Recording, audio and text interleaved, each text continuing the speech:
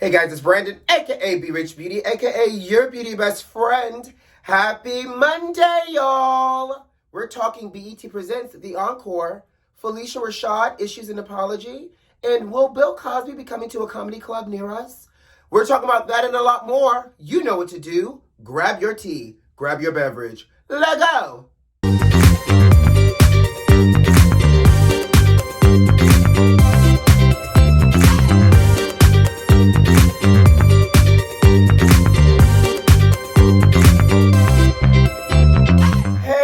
Besties, happy Monday. Did you guys have a good weekend? Did you do anything for the 4th of July? Or as I like to refer to it, happy 15th day after Juneteenth, sugar.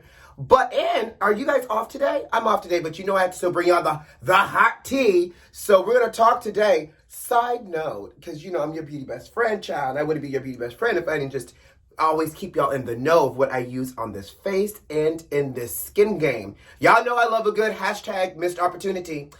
And I typically use, at the start of all my videos, Fix Plus Magic Radiance. And I love Fix Plus Magic Radiance because, again, it's a moisture boost. It has Lightful C Softening Lotion in it, essential oils, vitamin C, all the great jazz. But this is my original love in terms of prepping my skin. And I finally was able to get my hands on this child. I've been out for so long. This is the Lightful C Coral Grass Softening Lotion. I love it. It has a pump.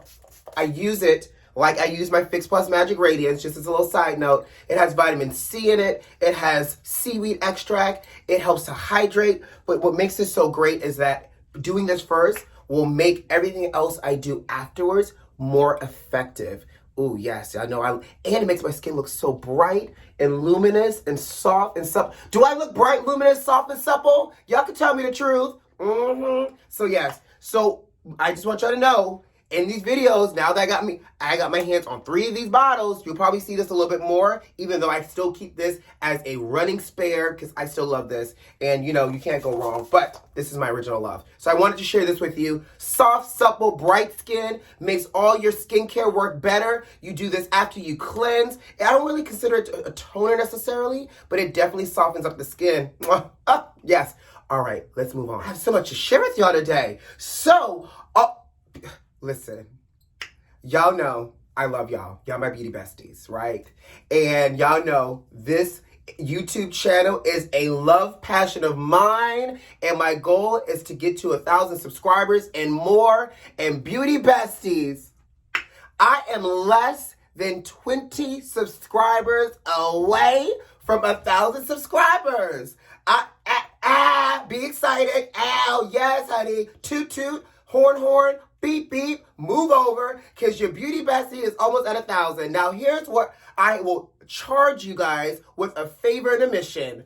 I need for my beauty, see, I got excited. I need for my beauty besties to share my channel, share my videos with your good girlfriend, your good Judy, your good boyfriend, your good friend, your coworker, your mama, your auntie, your uncle, your cousin, your sister, your brother, everybody. Share it. Share the love, share the hot topics with people that you know will love the hot topics and the little behind the scenes makeup tutorials, and share the channel for those that you know will love my artistry videos as well and what's in your bag. Just share the channel. I am literally less than 20, and I know with you all we can get to 1,000 subscribers this week. We got Monday, we got Wednesday, and we got Friday. So we got all 5 days, but you know, just share it, sugar. And as a disclaimer, this will be the conversation I have on Wednesday and Friday with y'all as well, because you know we got to get to 1,000. Y'all ready to jump into our first topic? Let's jump into our first topic. Are y'all watching BET Presents The Encore by Carlos King? Baby, I have to apologize to y'all because I am late to the party. But guess what? He may not come when you want him, but he's right on time. We are right on time because I have to talk about the BET Presents The Encore with y'all. And I played catch up over the weekend. I watched all 4 episodes. And so I'm going to give y'all a crash course on what this show is, who's in this show, and why we need to be watching it. So that way, this coming Wednesday, we can all start watching it and we could talk about it on Friday. Baby, this show gives me all the leftover divas from former girl groups plus one solo artist. And we're going to talk about that solo artist. We have Aubrey O'Day from Danny Kane in this music house. We have Pam from Total. We have the twins from Cherish, Fallon and Felicia. You have Shamari from Black. Shamari's back on reality TV, honey, and she's not drunk this time. We have Lamisha and Irish from 702. We have Kylie from 3LW. And we have Miss Solo Laundromat herself, Nivea. Again, I apologize for the rabbit hole I'm about to take you on, but you will enjoy this ride. And last but not least, y'all remember Sita, everybody's girlfriend from Sita's World back in the day from 2001 on BET? Well, the animated girlfriend, our girlfriend, Miss Sita, our good Judy, is back. And she is the host of this show. So the girls have been assembled, honey, to come together and live in a music mansion for 30 days. And as all 9 individuals come together to create a group album where at least on 3 of the songs, every single female has to be featured. And they have to write their own music. They're working with producers that come to the house. They have choreography, a boom cat, cat, cat, cat. No Lorianne boom cat, but just a regular boom cat child. So let's just start with Miss Pam from Total. So I don't know if y'all remember Total from back in the day, the girl group. It was 3 girls, and Pam was a little bit more of a masculine figure in the girl group. I was a wee young top, but I remember Pam and her masculine energy. Well, y'all know, word on the street back then was that Pam was a lesbian, and because it was, back in the day where your sexuality could not be anything outside of heterosexual, it was supposed to be on a down low that Pam, liked women. Well, baby, the trauma that this music industry has put Pam through, she talks about, being an alcoholic, basically, getting her life together, cleaning up her life, giving it over to Jesus, and I'm here for all of that, honey. So, when you learn to surrender, that is when things fall into place, and I'm here for it. But the hurt and the trauma and the baggage that Pam still carries around with her, because y'all know I'm giving y'all a crash course of all 4 episodes. There is an episode where they're in the music room downstairs in the studio. Aubrey is sitting on the floor, and Aubrey has her arm on Pam's legs. And, Aubrey just happened to brush her hand over Pam's knee. They were talking. It felt innocent, and it looked innocent to me. But, baby, I guess that triggered flashbacks to Pam back in the day, honey. Pam said, I do not like to be touched by other females, because when you're touched by other females, people get the wrong idea. Girl, we knew you was a lesbian, honey. Your hairstyle back in the day proved it. Like, you literally look like you could have helped me on aisle 5 at Home Depot. But I digress. Pam admitted that she used to date women back in the day, but she has been delivered like Andre Caldwell, and that she does not like to be touched by women. And you know what? Here's my thing. Y'all know. Love is love. Live your truth, sis. If you feel, because this also got Kylie, and we're going to talk about Kylie in a moment, got Kylie a little upset. Kylie is like, I'm bisexual, and you're running around here saying you've been delivered like this is some kind of disease. I think the trauma that Pam has experienced, she carries with her, and now it affects even how she interacts with other females. Because if y'all notice, she was literally, and I get that it was, probably filmed during COVID, but if they had to be in this house, they all probably got a COVID negative test. She was doing like elbow bumps with her roommates after on day 3, 4, 5. So you could tell that she carries this trauma with her. Let's talk about the twins from Cherish, Fallon and Felicia. Baby, they are gorgeous, but baby, their attitudes suck. And you don't get an apology out of them until about episode 4, because they come up to Keely Hart and a few other girls. And yes, girls, great that you're writers. Great that you're successful, but you don't have to rub it into everybody's face, and you don't have to play the mean girl card. And they played the mean girl card so well. They feed into the fodder. They're all about themselves, who they write for. Such and such just found out she was a millionaire before she came here. Oh, and obviously, you needed this job. You needed this exposure, because if you didn't need it, and if you was that so secure in yourself, you wouldn't be on this show, on BET, sis. But obviously, you needed to be relevant again, both of y'all. So act nice. Don't fall into the habit and the stereotype of girls in a girl group and everything else, and play your role. It's no need to lead with ugliness, because guess what? That ugliness takes away from your prettiness. And I think they're starting to catch on, because people are challenging them and they realize how horrible they sound. So We shall see how the twins shape up, but I at least appreciate that on episode 4, we get an apology out of them towards one of the cast members. Let's talk about Keely. Is it Keely or Kylie? Girl, y'all know I'm horrible with names. Let's talk about Keely from 3LW. Child, she don't know what she want to do. Mama came into this house, said that she was creative directing, and creative directing? That's a word? Or creative?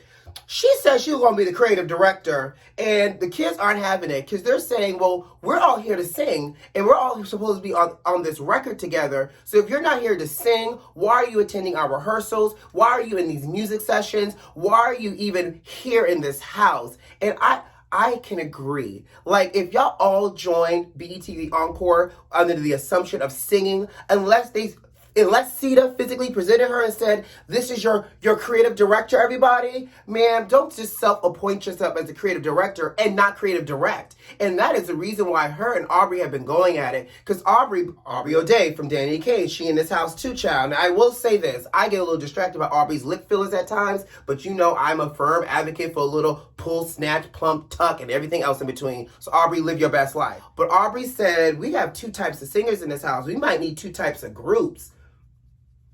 Now, Keely, of course, Miss Creative Director, thought that was divisive commentary, and she felt like Aubrey was being divisive in the house. But Aubrey said, I wasn't being divisive. Facts are facts. We need 2 types of groups. But if y'all want to act like there aren't 2 types of singers in this house, okay. But by the way, Keely, while you trying to come for me, let me show you what a creative director really does. Baby Aubrey O'Day pulled out a good old mood board. She said, I had time to go down to the Pinterest and put together some looks and some ideas for you guys. And it set Keely into her feelings, baby. Can we talk about Irish and Lamisha from 702? Where my girls at? 702 was my group back in the day. I still have a signed autograph photo from them, all 3 of them. Irish is stunning. Stunning. When I tell you this woman does not look like she's aged, she is gorgeous.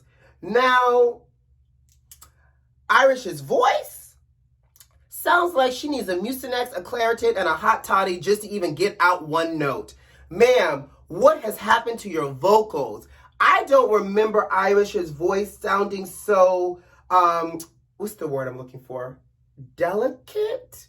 When she was in 702. Granted, she wasn't the lead singer, but again, I recall correctly, all 3 of those girls could sing. So I don't know what life did to her and her voice, but baby, her confidence and her voice needs a hot toddy, a little bit of prayer, and maybe a little bit of holy oil. But let's talk about Lamisha, her group mate. Did anybody give Lamisha the heads up that Lamisha would actually physically have to sing on the show? And that Lamisha would actually have to write? Because all we hear Lamisha talk about is how she's a great writer, but it takes time for her to write, and she can't write as fast as other people. And when it's time to sing, Lamisha is nowhere around. In fact, Sis is either in her bed or in her purse, fighting with the twins or feeling left out, but does not want to seem to do the work. But is the first person that wants to argue that she feels left out or she feels attacked. Now, here's the thing. Lamisha and Irish against the other singers aren't the strongest. So I feel like Lamisha is internalizing some of these comments because she apparently had to fight all her life and she's feeling some kind of way. But if you feel some kind of way, Lamisha, step up and do the work. And so quit going missing, quit smoking a cigarette, put down a Coca-Cola, and show up and vocally do the work, okay? Now, Nivea. I was saving Nivea for last. Y'all, I did not know Nivea was the around the way filet friend in my head that I did not know that I needed. Nivea is the only woman in this house that has not been in a group. And Nivea is really, to me, carrying the show. Off of her antics alone, Nivea would sit at a table, watch everybody fight, and bust out laughing. Or stand up and start dancing. Or jump in and say something that really derails everything. Nivea is the comic relief. Nivea is that around the way filet. Nivea is that girl on this show. And her insights, as ghetto as they may be at times, lands right on the money. Nivea has earned her place in this house, but she is the MVP of this show, and she's the one to watch. She really is a breakout star for this series. So that's my real quick recap on all 4 episodes, a little crash course. If y'all have not seen BET Presents The Encore, please check it out. it's really good television. It is really good reality TV. And I hope after this season, BT gives Carlos King another season. And I hope Carlos assembles all the guys. We need the guys next, because you know the guys are going to be just as messy and or insecure as the women. So it's good television, y'all. Let's move on to our next topic. Child did my whole makeup just off of BT Presents the Encore itself, but you know we still got things to talk about. So can we talk about the difference between an opinion and freedom of speech versus cancel culture? Well, you know, PHYLICIA Rashad has been in the news since last week when she originally made her first tweet supporting the release of her friend BILL Cosby.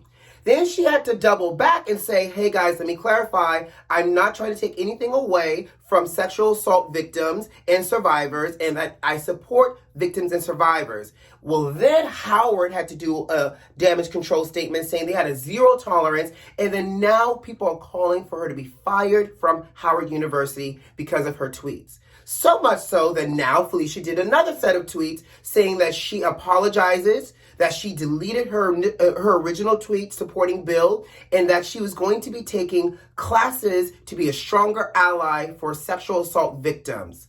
Now, here's my thing. Is BILL Cosby guilty? I believe he's as guilty as Jello. Now, what's the difference? Because, you know, Felicia has been friends with BILL for years, between her saying, I support my friend, even if he's wrong or right, versus being canceled. Like, what? And I want to have this conversation genuinely, because just because she's a public person, does it now mean that you can't have an opinion without fear of being canceled? Because she is doing a lot of work. And if Howard really is being pressured to fire her and they fire her over a tweet, where do we draw the line between cancel culture and being able to have your First Amendment, the freedom of speech? I genuinely want to know, because I was thinking about it like, heck, Devin Chauvin's mom read her whole letter to the court the day that Derek was being sentenced, and she was pleading to the court. She was, you know, speaking to his character. So your friends show up for you. So why is it bad that she showed up for her friend? And I get it. I'm just asking these questions here because, again, I believe BILL Cosby is guilty, and I believe BILL Cosby should not have been let out of jail. But I don't think PHYLICIA Rashad should have been canceled or have to work this hard to course correct a tweet out of support because it's her personal opinion. Now, moving on, let's speaking about BILL Cosby, he's been quite busy since he's been released. Now, Stephanie Mills, you know, when I think of home, I think of a resting place, came to BILL Cosby's defense as well and said that, you know, if PHYLICIA Rashad is going to be fired from Howard, maybe Howard University should give back all the millions of dollars BILL Cosby used to donate. And Mr. BILL Cosby, since he has all this free time out of jail now, quickly responded to Stephanie's post and agreed with her and highlighted that she's always had a powerful voice. Bill, you got all this time in your hand? If I recall correctly, they said you was going blind and it was hard for you to see when you was in that jail cell. All of a sudden, your Twitter fingers work so clearly now that you can tweet. And apparently, folks want BILL back in their bars and clubs where the lights are low and the drinks are flowing for comedy. Baby, I can't take it. This man has not been out of jail more than a week, and comedy clubs are asking him to go on tour, and he's even thinking about, you know, creating a documentary. Like, BILL is about to capitalize on this. My question to y'all is, I know that he's no longer in jail, but is BILL still canceled to us? And if he does come to a city near you, are y'all about to go see this man in a comedy club? And if you do, take your drinks with you when you go to the bathroom, sugar. I think it's too soon. BILL, it's too soon. I don't want a book from you. I don't want a documentary from you. I don't want a comedy tour, nor do I want your pudding pop. Sit down, old man, and enjoy the rest of your days and fall back, because you're out on a technicality and you still have survivors and accusers out here that are still having to live their life and relive the trauma now that you're free when you should have been behind bars and under the jail cell. Now, on that note, I got to go. You know what to do. Subscribe to the channel if you like this video if you like, and leave me a comment. Most importantly, check the notifications and make sure they're turned on. And your beauty best friend is less than 20 subscribers away from 1,000 subscribers. So share this video with all your good Judies and all your friend circle. Guys, who loves you? I do. I will see you on Wednesday. Bye.